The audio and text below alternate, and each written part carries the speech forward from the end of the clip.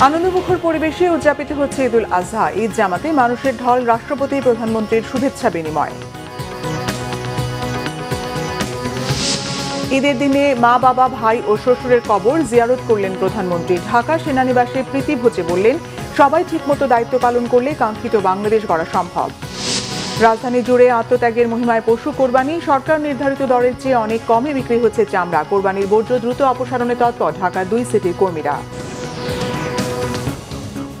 দেখছিলেন crown cement সংবাদ শিরোনাম। পবিত্র ঈদুল আজহার প্রধান জামাত হয়েছে জাতীয় ঈদগাহ মাঠে। অংশ নেন রাষ্ট্রপতি, প্রধানমন্ত্রী ও প্রধান বিচারপতি সহ মন্ত্রিসভার সদস্যরা, সেই সঙ্গে সর্বস্তরের মানুষও। বিশ্বজুড়ে শান্তি, সমৃদ্ধি ও কল্যাণ কামনায় মুসল্লিদের মিলন মেলায় মুখর হয়ে ওঠে জাতীয় ঈদগাহ। মোনাজাত করা হয় দেশ ও জাতির কল্যাণ কামনায়। রিপোর্ট ফজলে রাবির, ক্যামেরায় ছিলেন জাহাঙ্গীর আলম ও আলমাসুম সবুজ। সকাল থেকেই জাতীয় ঈদগাহ ময়দানে আসতে থাকেন সাধারণ মুসল্লিরা। নির্ধারিত সময়ের আগেই প্রধান জামাতে অংশ নিতে ঢল নামে সর্বস্তরের মানুষের। জাতীয় ঈদগাহ মাঠে ঈদের প্রধান জামাতে ইমামতি করেন বায়তুল মোকাররম জাতীয় মসজিদের খতিব মুফতি মোহাম্মদ আব্দুল মালেক। ঈদুল আজহার প্রধান এই জামাতে যোগ দেন প্রধানমন্ত্রী তারেক রহমান। নামাজ শুরুর 10 মিনিট আগে পৌঁছান তিনি, আর রাষ্ট্রপতি মোহাম্মদ শাহাবুদ্দিন পৌঁছান তার কিছুক্ষণ পর 7:25 দিকে। এ সময় তারেক রহমান তাকে স্বাগত জানান। সকাল 7:30টার দিকে শুরু হয় ঈদুল আজহার প্রধান জামাত। রাষ্ট্রপতি, প্রধানমন্ত্রী ছাড়াও ঈদের প্রধান এই জামাতে অংশ নেন মন্ত্রী, প্রতিমন্ত্রী, বিদেশি কূটনৈতিক সহ রাষ্ট্রের বিভিন্ন গুরুত্বপূর্ণ ব্যক্তিরা। নামাজ শেষে পাঠ করা হয় খুতবা, এরপর দেশ ও জাতির কল্যাণে মোনাজাত। নামাজ শেষে রাষ্ট্রপতির সঙ্গে ঈদের শুভেচ্ছা বিনিময় করেন প্রধানমন্ত্রী তারেক রহমান। সর্বস্তরের মানুষের কাতারে প্রধানমন্ত্রী তারেক রহমানকে পেয়ে ব্যাপক আনন্দিত সাধারণ মুসল্লিরা। কুরবানি দিয়ে আমরা সবাই যেন ইসলাম ধর্মের সাথে আমরা মিলেমিশে মন থেকে মানুষের জন্য কাজ করতে পারি, সেই দোয়া করেছি। আমরা চাই দেশে যেন আর কোনো দর্শন না হয়, যেন দুর্নীতি না হয়। মাননীয় প্রধানমন্ত্রী যেন হত্যা, দর্শন এবং দুর্নীতির বিরুদ্ধে সর্বোচ্চ কাজ করে।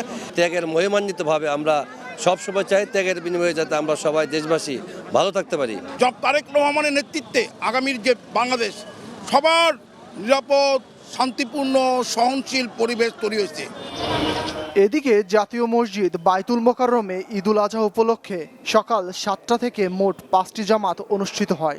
অংশ নেন ধর্মপ্রাণ মুসল্লিরা। কাঁধে কাঁধ মিলেছে, আর তাই তো ঈদ হয়ে উঠেছে আনন্দ, ভালোবাসা আর সম্প্রীতির এক মিলবন্ধন। সকল ভেদাভেদ ভুলে সুখী, সমৃদ্ধশালী, বৈষম্যহীন একটি রাষ্ট্র গঠনে এক কাতারে সামিল হবে দেশবাসী, এমনটাই প্রত্যাশা জাতীয় ঈদগাহে আসা মুসল্লিদের। ফজলে রাব্বি, বাংলাভিশন, ঢাকা। বিভাগীয় ও জেলার কেন্দ্রীয় ঈদগাহ মাঠ এবং মসজিদগুলোতেও ঈদের নামাজে অংশ নিয়েছেন সরকারের মন্ত্রী ও সংসদ সদস্যরা সহ ধর্মপ্রাণ মুসল্লিরা। কিশোরগঞ্জের শোলাকিয়ায় প্রবল বৃষ্টিতে ভিজে ঈদের নামাজ আদায় করেন মুসল্লিরা। এতে অংশ নেয় সংসদ সদস্য মোহাম্মদ মাজহারুল ইসলাম, শেখ মুজিবুর রহমান ইকবাল, কিশোরগঞ্জ জেলা পরিষদের প্রশাসক খালেদ সাইফুল্লাহ সোহেল সহ অন্যরা। প্রতিবারের মতো দেশের বিভিন্ন এলাকা থেকে এসে জামাতে অংশ নেন মুসল্লিরা। দেশের সবচেয়ে বড় ঈদগাহ মাঠ দিনাজপুরের ঐতিহাসিক গড়ে শহীদ ময়দানে পবিত্র ঈদুল আজহার নামাজ অনুষ্ঠিত হয়েছে সকাল 8:30টায়। এতে ইমামতি করেন জেলা ইমাম সমিতির সভাপতি মাওলানা মতিউর রহমান কাশেমি। নিরাপত্তা ব্যবস্থায় মাঠে 15টি প্রবেশদ্বার তৈরি করা হয় এবং তল্লাশি করে মুসল্লিদের মাঠে প্রবেশ করানো হয়। ঠাকুরগাঁও সরকারি বালক উচ্চ বিদ্যালয় মাঠে কেন্দ্রীয় ঈদগাহে মুসল্লিদের ঢল নামে। ঈদের জামাত শেষে শুভেচ্ছা বিনিময় করেন বিএনপির মহাসচিব এবং স্থানীয় সরকার, পল্লী উন্নয়ন ও সমবায় মন্ত্রী মির্জা ফখরুল ইসলাম আলমগীর। পরে সাংবাদিকদের সঙ্গে কথা বলেন তিনি। চট্টগ্রামে প্রধান জামাত হয়েছে নগরীর জমিয়াতুল ফালা মসজিদ মাঠে। এতে অংশ নেন ভূমি ও পার্বত্য বিষয়ক প্রতিমন্ত্রী barrister Mir Mohammad Helal Uddin, mayor doctor Shahadat Hossain সহ বিভিন্ন শ্রেণী পেশার মানুষ। এদিকে চট্টগ্রামের কাট্টলী দারুস সালাম জামে মসজিদে ঈদুল আজহার নামাজ আদায় করেছেন অর্থ ও পরিকল্পনা মন্ত্রী আমির খসরু মাহমুদ চৌধুরী। পরে তিনি মুসল্লিদের সাথে ঈদের শুভেচ্ছা বিনিময় করেন। রাজশাহীতে এবার ঈদুল আজহার প্রধান জামাত অনুষ্ঠিত হয়েছে হযরত শাহ মখদুম রহমতুল্লাহ আলাহির কেন্দ্রীয় ঈদগাহে। এখানে নামাজ আদায় করেন ভূমিমন্ত্রী মিজানুর রহমান মিনু, রাজশাহী সিটি কর্পোরেশনের প্রশাসক মাহফুজুর রহমান রিটন, প্রশাসনের ঊর্ধ্বতন কর্মকর্তা সহ মুসল্লিরা। বরিশাল নগরের কেন্দ্রীয় হেমায়েতুদ্দিন ঈদগাহে ঈদের প্রধান নামাজ অনুষ্ঠিত হয় সকাল 8টায়। অন্যদিকে নিজ গ্রাম বরিশালের গরু নদী শরিকল বন্দর ঈদগাহ ময়দানে পবিত্র ঈদুল আজহার নামাজ আদায় করেন তথ্য ও সম্প্রচার মন্ত্রী জহিরুদ্দিন স্বপন। সিলেট জেলা ও মহানগর এলাকায় 2706টি ঈদগাহ ও মসজিদে পবিত্র ঈদুল আজহার জামাত হয়েছে। সকাল 8টায় মহানগরীর শাহী ঈদগাহ ময়দানে ঈদের প্রধান জামাতে অংশ নেন বাণিজ্য মন্ত্রী খন্দকার আব্দুল মুক্তাদির এবং প্রবাসী কল্যাণ ও বৈদেশিক কর্মসংস্থান মন্ত্রী আরিফুল হক চৌধুরী। রংপুরে পবিত্র ঈদুল আজহার প্রধান জামাত অনুষ্ঠিত হয়েছে সকাল 8টায় কালেক্টরেট ঈদগাহ মাঠে। এতে সংসদ সদস্য মাহবুবুর রহমান বেলাল, সিটি কর্পোরেশন প্রশাসক অ্যাডভোকেট মাহফুজুন নবী ডন সহ বিভিন্ন শ্রেণী পেশার মানুষ অংশ নেন। ময়মনসিংহে প্রধান জামাত হয়েছে সকাল 7:30টায় নগরীর আঞ্জুমান ঈদগাহ ময়দানে। এতে সংসদ সদস্য আবু ওয়াহাব আকন্দ ওয়াহিদ, সিটি কর্পোরেশনের প্রশাসক রুকনুজ্জামান রোকন সহ হাজারো মুসল্লি ঈদের নামাজ আদায় করেন। টাঙ্গাইলের কেন্দ্রীয় ঈদগাহে পবিত্র ঈদুল আজহার প্রধান জামাত অনুষ্ঠিত হয়েছে সকাল 8টায়। এতে উপস্থিত ছিলেন মৎস্য ও প্রাণী সম্পদ মন্ত্রণালয়ের প্রতিমন্ত্রী সুলতান সালাউদ্দিন টুকু সহ অন্যরা। নরসিংদীতে সবচেয়ে বড় ঈদের জামাত অনুষ্ঠিত হয় গাবতলী ঈদগাহ ময়দানে সকাল 8টায়। সংসদ সদস্য ও বিএনপির যুগ্ম মহাসচিব খায়রুল কবির খোকন, সংসদ সদস্য মঞ্জুর এলাহি ও বিএনপির নেতারা সহ বিভিন্ন শ্রেণী পেশার মানুষ নামাজে অংশ নেন। পলাশে ঈদের নামাজ আদায় করেছেন বিএনপির স্থায়ী কমিটির সদস্য ও সংসদ সদস্য ডক্টর আব্দুল মঈন খান। উপজেলার প্রধান ঈদগাহ মনোহরদী সরকারি মডেল পাইলট উচ্চ বিদ্যালয় মাঠে ঈদের নামাজ আদায় করেন স্বাস্থ্য ও পরিবার কল্যাণ মন্ত্রী সরদার সাখাওয়াত হোসেন বকুল। খুলনায় সংসদ সদস্য আজিজুল বাড়ি হেলাল তার নিজ এলাকায় বেলফুলিয়া কলেজ মাঠে ঈদের জামাত আদায় করেছেন। বাগেরহাটের বিশ্ব ঐতিহ্য 60 গম্বুজ মসজিদে ঈদুল আজহার প্রধান জামাত অনুষ্ঠিত হয়েছে সকাল 7টায়। এতে সংসদ সদস্য শেখ মঞ্জুরুল হক রাহাত, জেলা প্রশাসক গোলাম মোহাম্মদ বাতেন সহ নানা শ্রেণী পেশার হাজারো মুসল্লি অংশগ্রহণ করেন। খাগড়াছড়ি কেন্দ্রীয় ঈদগাহ ময়দানের জামাতে অংশ নেন সংসদ সদস্য ওয়াদুদ ভুইয়া ও জেলা প্রশাসক মোহাম্মদ আনোয়ার সাদাত সহ প্রশাসনের কর্মকর্তা ও বিভিন্ন দলের নেতাকর্মীরা। ব্রাহ্মণবাড়িয়া জেলা ঈদগাহ মাঠে ঈদের নামাজ আদায় করেন সংসদ সদস্য প্রকৌশলী Khaled Hossain Mahbub Shyamal. Naznin Akter, Bangla Vision news desk. বিএনপির প্রতিষ্ঠাতা শহীদ রাষ্ট্রপতি জিয়াউর রহমান এবং সাবেক প্রধানমন্ত্রী ও বিএনপি চেয়ারপারসন বেগম খালেদা জিয়ার কবর জিয়ারত করেছেন তাদের বড় ছেলে প্রধানমন্ত্রী তারেক রহমান। পরে তিনি ছোট ভাই আরাফাত রহমান কোকো এবং শ্বশুর নৌবাহিনীর সাবেক প্রধান মাহবুব আলী খানের কবর জিয়ারত করেন। আহমেদ সরার রিপোর্টে বিস্তারিত। জাতীয় ঈদগাহে ঈদের নামাজ শেষে পিতামাতার কবর জিয়ারতের জন্য শেরেবাংলা নগরের জিয়া উদ্যানে যান প্রধানমন্ত্রী এবং বিএনপি চেয়ারম্যান তারেক রহমান। প্রথমে স্ত্রী ডক্টর জুবেদা রহমানকে সাথে নিয়ে পিতা শহীদ রাষ্ট্রপতি জিয়াউর রহমান এবং মাতা সাবেক প্রধানমন্ত্রী বেগম খালেদা জিয়ার কবর জিয়ারত করেন এবং ফাতিহা পাঠ করে দোয়া মোনাজাত করেন। এরপর বাংলাদেশ জাতীয়তাবাদী দল বিএনপির চেয়ারম্যান হিসেবে দলের জ্যেষ্ঠ নেতাদের সাথে নিয়ে দলের প্রতিষ্ঠাতা জিয়াউর রহমান ও দীর্ঘদিনের কাণ্ডারি বেগম খালেদা জিয়ার কবর জিয়ারত ও পুষ্পস্তবক অর্পণ করেন তারেক রহমান। দলের সিনিয়র যুগ্ম মহাসচিব রুহুল কবির রিজভী সাংবাদিকদের সাথে কথা বলেন, জানান সবাইকে নিয়ে এগিয়ে যেতে চায় বিএনপি সরকার। এখন গুমের ভয় নেই, এখন ক্রস ফায়ারের ভয় নেই, এখন মিথ্যা মামলা দিয়ে যে কোনো মুহূর্তে গ্রেপ্তার করার ভয় নাই। সে যে দলেরই হোক না কেন, কারোরই সেই ভীতি রাজনীতি করার কারণে, রাজনৈতিক মতপার্থক্যের কারণে কেউ রাষ্ট্রীয় কোনো নিপীড়নের শিকার হবে সেই পরিস্থিতি নেই। বরং একটি মানবিক চেহারা নিয়ে বর্তমান নির্বাচিত সরকার, বিএনপি সরকার বা বিএনপির জোটের নেতৃত্বাধীন জোটের সরকার তার দায়িত্ব পালন করছে। বাবা মায়ের কবর জিয়ারত শেষে বনানী কবরস্থানে যান প্রধানমন্ত্রী। সেখানে ছোট ভাই আরাফাত রহমান কোকোর কবর জিয়ারত করে ফাতিহা পাঠ ও মোনাজাত করেন। পরে বনানীর সামরিক কবরস্থানে শ্বশুর ও নৌবাহিনীর সাবেক প্রধান রিয়ার অ্যাডমিরাল মাহবুব আলী খানের কবর জিয়ারত করেন প্রধানমন্ত্রী তারেক রহমান। এই সময় প্রধানমন্ত্রীর সহধর্মিণী ও মাহবুব আলী খানের কন্যা ডক্টর জুবাইদা রহমান উপস্থিত ছিলেন। সবশেষে প্রধানমন্ত্রী তারেক রহমান বনানী সামরিক কবরস্থানে বিডিআর হত্যাকাণ্ডে নিহত শহীদ সেনা কর্মকর্তাদের কবরও জিয়ারত করেন। তিনি শহীদদের আত্মার মাগফিরাত কামনা করে মোনাজাত করেন। কবর জিয়ারত শেষে গুলশানের বাসভবনে ফেরেন প্রধানমন্ত্রী তারেক রহমান। তার বাসভবনের সামনে সাংবাদিকদের সাথে কথা বলেন বিএনপি স্থায়ী কমিটির সদস্য এবং স্বরাষ্ট্রমন্ত্রী সালাউদ্দিন আহমেদ। আমরা সবাই আজকের দিনে একটি বার্তা দিতে চাই, বাংলাদেশের এই জাতীয় ঐক্যের জন্য, সমৃদ্ধির জন্য, এবং আমরা সবাই যাতে ঐক্যবদ্ধভাবে এই জাতির কল্যাণে সবাইকে নিয়ে আমরা সামনের দিকে এগিয়ে যেতে পারি। কারণ আমাদের স্লোগান একটা, সবার আগে বাংলাদেশ। আমরা করব কাজ, গর্ব দেশ, সবার আগে বাংলাদেশ। এই নীতিতে বিশ্বাস করে আমরা সবাইকে নিয়ে ঐক্যবদ্ধভাবে এগিয়ে যেতে চাই এবং মহান আল্লাহর দরবারে আমরা সেজন্য দোয়া করেছি, প্রার্থনা করেছি। সালাউদ্দিন আহমেদ জানান, ঈদুল আজহা উপলক্ষে দেশবাসীকে শুভেচ্ছা জানিয়েছেন প্রধানমন্ত্রী। সেজন্য দোয়া করেছি। আহমেদ সরওয়ার, বাংলা ভিশন, ঢাকা। প্রধানমন্ত্রী তারেক রহমান বলেছেন, সবাই যার যার অবস্থান থেকে সঠিকভাবে দায়িত্ব পালন করলে কাঙ্ক্ষিত বাংলাদেশ ধীরে ধীরে গড়ে তোলা সম্ভব। পবিত্র ঈদুল আজহা উপলক্ষে বৃহস্পতিবার দুপুরে ঢাকা সেনানিবাসের জিয়া কলোনিতে মৃত্যুঞ্জয়ী 25 আয়োজিত এক প্রীতিভোজ অনুষ্ঠানে একথা বলেন প্রধানমন্ত্রী। তিনি বলেন, বর্তমান সরকার চেষ্টা করছে দেশটাকে আরো ভালো জায়গায় নিয়ে যাওয়ার। প্রধানমন্ত্রী তার শৈশব ও জীবনের স্মৃতিচারণ করে বলেন, জীবনের বড় একটি অংশের স্মৃতি জড়িয়ে আছে সেখানে। প্রীতিভোজ শেষে প্রধানমন্ত্রী উপস্থিত সেনা সদস্যদের সঙ্গে ঈদের শুভেচ্ছা বিনিময় করেন।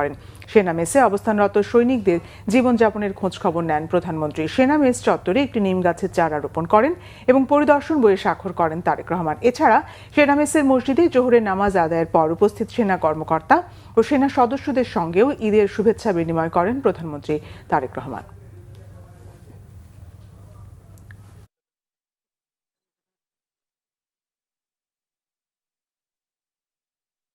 দেশের যে কোনো সাধারণ মানুষ যেভাবে আমরা দেশকে আমাদের কল্পনায় দেখি, সরকার চেষ্টা করছে পর্যায়ক্রমিকভাবে ধীরে ধীরে সেই দেশটাকে সেইভাবে গড়ে তোলার জন্য।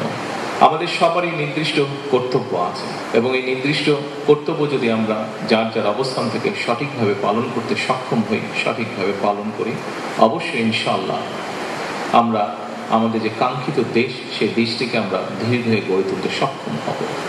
আজকে এই ঈদের দিনে আসুন আল্লাহর কাছে আমরা প্রার্থনা করি, আল্লাহর কাছে আমরা রহমত চাই।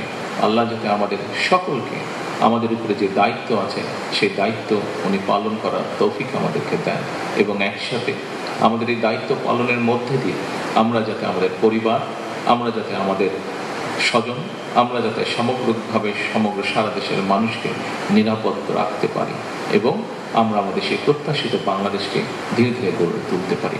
আজকে এই ঈদের দিনে আল্লাহর কাছে এটাই হোক আমাদের চাওয়া।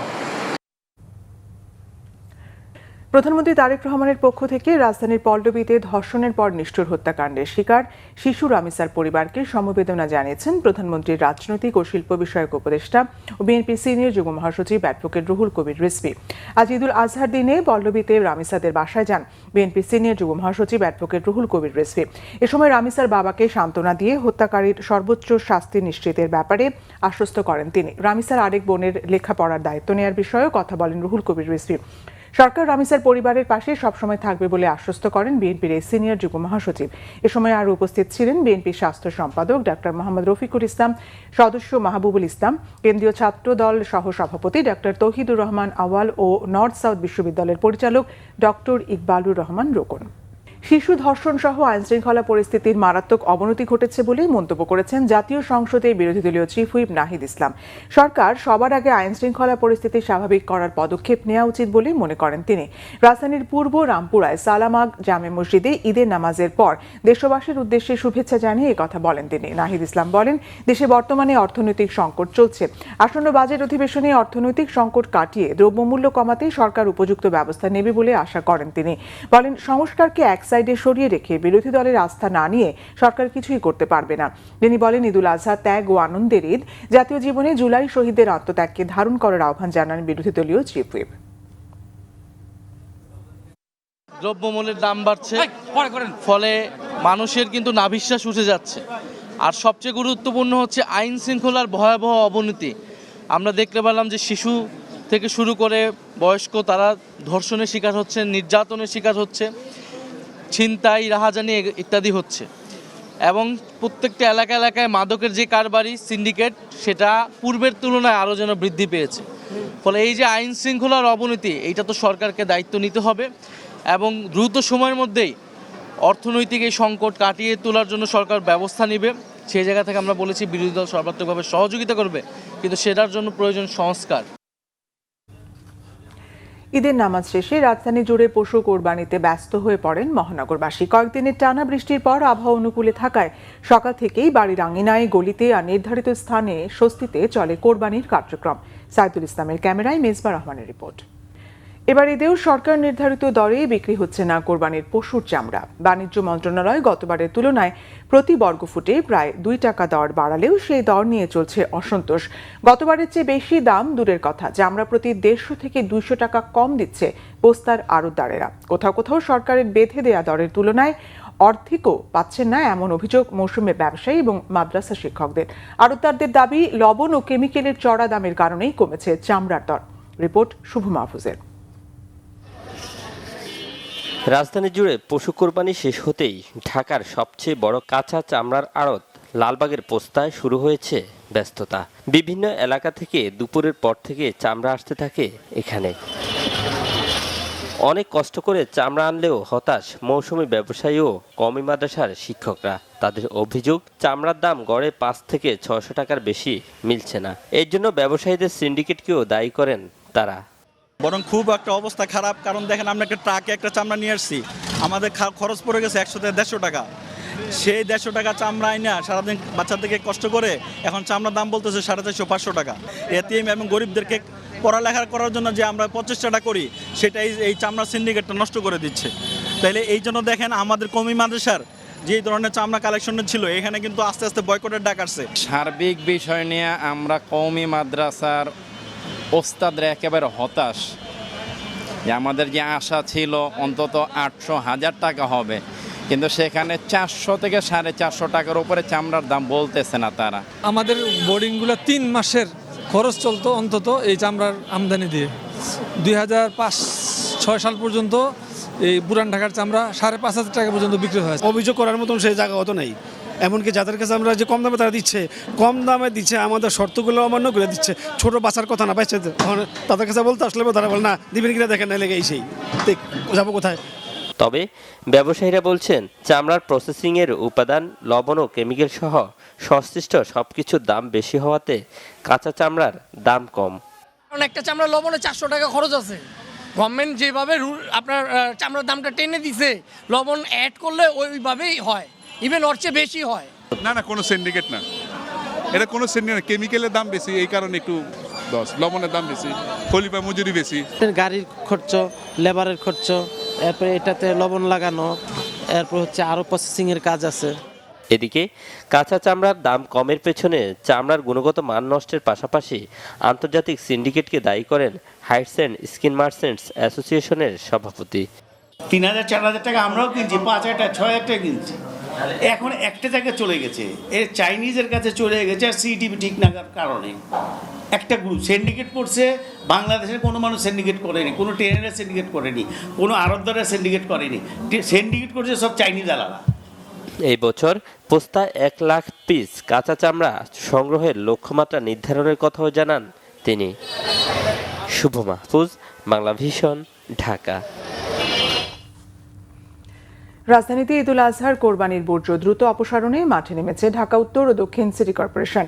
বর্জ্য ব্যবস্থাপনা কার্যক্রম পরিদর্শনে আজ মিরপুর সিরামিক রোড এলাকা ঘুরে দেখেন স্থানীয় সরকার প্রতিমন্ত্রী মীর শাহে আলম এবং ঢাকা উত্তর সিটি কর্পোরেশনের প্রশাসক মোহাম্মদ শফিকুল ইসলাম খান। ঈদুল আজহার পশু জবাই ও মাংস কাটাকাটির পর নগরীকে পরিচ্ছন্ন করতে প্রধানমন্ত্রীর নির্দেশনা অনুযায়ী কোরবানির বর্জ্য অপসারণের লক্ষ্য নিয়ে কার্যক্রম শুরু করেছে ঢাকা উত্তর ও দক্ষিণ সিটি কর্পোরেশন। বৃহস্পতিবার রাজধানীর বিভিন্ন স্থানের বর্জ্য ব্যবস্থাপনা ঘুরে দেখেন স্থানীয় সরকার প্রতিমন্ত্রী। দ্রুত পরিচ্ছন্নতা কার্যক্রম শেষ করা সম্ভব হবে বলেও জানান তিনি। আমরা ইনশাআল্লাহ বিশ্বাস করি, যেহেতু ওয়েদার ভালো আছে, আমরা রাত 2টোর অনেক আগেই পরিষ্কার কার্যক্রম উত্তর সিটি এবং দক্ষিণ সিটি সমাপ্ত করতে পারবে। এর বাইরেও আগামী 2 দিন আমরা পরিষ্কার পরিচ্ছন্ন অব্যাহত রাখবো, যেহেতু অনেকে কুরবানি আগামীকাল এবং পরশু দেবেন। কোরবানির বর্জ্য ব্যবস্থাপনায় 72 ঘন্টার সমন্বিত অ্যাকশন প্ল্যান হাতে নেওয়া হয়েছে বলে জানান ডিএনসিসি প্রশাসক শফিকুল ইসলাম মিল্টন। সরকার ঘোষিত 12 ঘন্টার মধ্যে যে বর্জ্য অপসারণের ঘোষণা দেওয়া হয়েছে, আমরা আশা করছি প্রথম দিনে তার আগেই আমরা শেষ করতে পারব। পরবর্তী দিন এবং তৃতীয় দিন 72 ঘন্টার ঢাকা উত্তর সিটি কর্পোরেশনের পক্ষ থেকে বর্জ্যকে অপসারণ করার জন্য একটা অ্যাকশন প্ল্যান করা হয়েছে। সেই প্ল্যান অনুযায়ী আমরা কাজ করছি। কলাবাগানের এসটিএস থেকে মাতোয়া ল্যান্ডফিল্ডে বর্জ্য স্থানান্তরের মাধ্যমে বর্জ্য অপসারণের আনুষ্ঠানিক উদ্বোধন করেন ঢাকা দক্ষিণ সিটি কর্পোরেশনের প্রশাসক আব্দুস সালাম। পরে সাংবাদিকদের ডিএসসিসি প্রশাসক জানান 8 ঘন্টার মধ্যেই প্রথম দিনের কোরবানির বর্জ্য অপসারণ সম্পন্ন করার লক্ষ্য নিয়ে কাজ চলছে। চিফ অফিসার সহ, সচিব সহ, আমাদের বর্জ্যের চিফ সহ সবাই এখানে উপস্থিত আছেন। সবার ছুটি আমরা বাতিল করেছি। সবাই নগর ভবনে স্পেশালি সেখানে ডিউটি করছে। কাজে আপনারা যে কোথাও যদি কোনো খবর পান, আপনারা যদি আমাদেরকে জানান, বা যে কোনো মানুষও যদি কোথাও থেকে টেলিফোন করে আমাদেরকে জানায়, তাহলে তাৎক্ষণিকভাবে আমরা সে আবর্জনা পরিষ্কার করার জন্য আমরা চেষ্টা করব। এ সময় পরিচ্ছন্ন নগরী করতে সকল নাগরিকদের সহযোগিতা কামনা করেন তিনি। আমরা পরিষ্কার করার চেষ্টা করব। ওমর ফারুক, বাংলা ভিশন, ঢাকা। এই কাজটা না করেন সড়ক দুর্ঘটনায় গোপালগঞ্জে 5 জন আর দিনাজপুরে 2 শিশু নিহত হয়েছে। গোপালগঞ্জে আহত হয়েছেন আরও অন্তত 25 জন।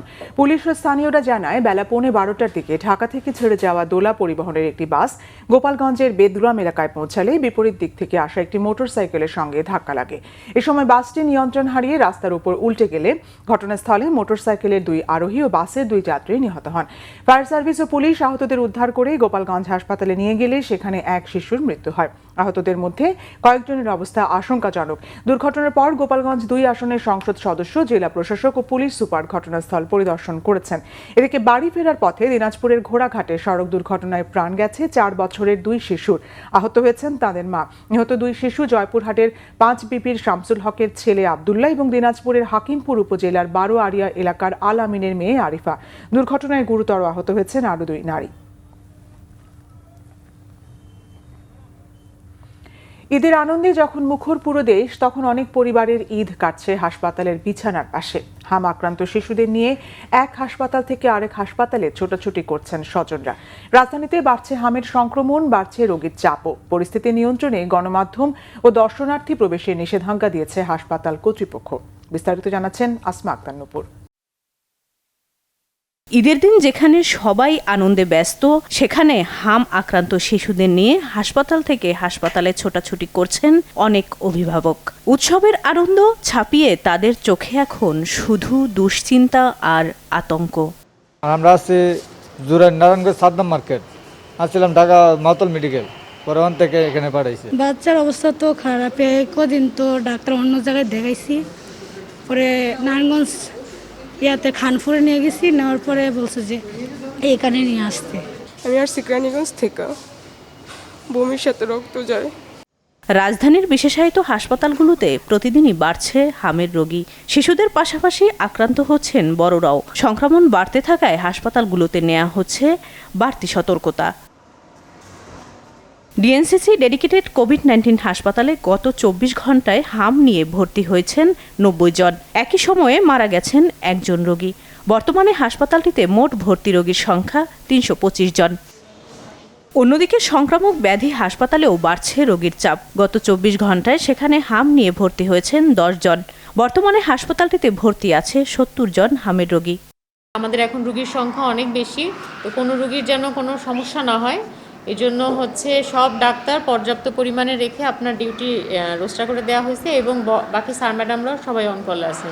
হাম অত্যন্ত সংক্রামক হওয়ায় রোগীদের নিরাপত্তায় দর্শনার্থী প্রবেশ নিষিদ্ধ করেছে হাসপাতাল কর্তৃপক্ষ। শিশু ও বয়স্কদের অপ্রয়োজনে ভিড় এড়িয়ে চলার পরামর্শ দিয়েছেন চিকিৎসকরা। আসমা আক্তার নূপুর, বাংলা ভিশন, ঢাকা। ঈদুল আজহার পশু কোরবানি ও মাংস কাটতে গিয়ে শতাধিক ব্যক্তি আহত হয়ে ঢাকা মেডিকেল কলেজ হাসপাতালের জরুরি বিভাগে চিকিৎসা নিয়েছে। আহতদের বেশিরভাগই মৌসুমি কসাই, আবার কেউ নিজের কোরবানি করতে গিয়ে আহত হয়েছেন। রোগীদের অভিযোগ, চিকিৎসা সেবা পেতে দীর্ঘ সময় অপেক্ষা করতে হচ্ছে তাদের। তবে চিকিৎসকরা বলছেন, রোগীর অবস্থা দেখে গুরুত্ব দেয়ায় অনেকের চিকিৎসা পেতে কিছুটা সময় লাগছে। এতে রোগীরা অধৈর্য হয়ে পড়ছেন অনেকে। নিয়াজ মাকতুমের প্রতিবেদন। ট্রলিতে শুয়ে থাকা 55 বছর বয়সী এই মানুষটি ব্যথায় কাতরাচ্ছেন। কোরবানির পশু জবেহের জন্য প্রস্তুত করতে গিয়ে বিশাল আকৃতির গরুর নিচে পড়ে মারাত্মক আহত হন। তাকে নেওয়া হচ্ছে ওটিতে। চিন্তিত তার পরিবারের সদস্যরা। এভাবেই প্রতি বছর ঈদুল আজহাকে কেন্দ্র করে কোরবানির পশু জবাই এবং মাংস কাটতে গিয়ে ছুরি, বটি এবং চাপাতির আঘাতে বিপুল সংখ্যক মানুষ আহত হন। ঢাকা মেডিকেল কলেজ হাসপাতালের জরুরি বিভাগে দেখা যায় প্রায় শতাধিক আহত মানুষের ভিড়। গোপাল দিতে গাপ তুলে আসছি, গরু বানাই দিয়ে যাইতাম, পরে গরু লাত্তি দিয়া পায়ের ইন্দায় অতখানি গেছে গামবে ও নাইয়া খালি একজন আইয়া সাবদা ধরে লক্ত থামাইয়া বাইন্দা দিয়ে গেছে।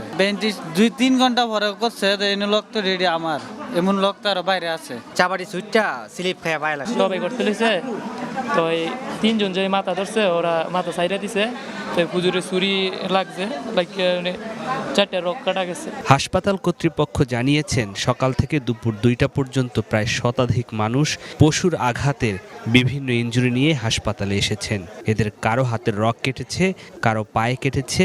রোগীদের অভিযোগ, চিকিৎসা সেবা পেতে দীর্ঘ সময় অপেক্ষা করতে হচ্ছে অনেকের।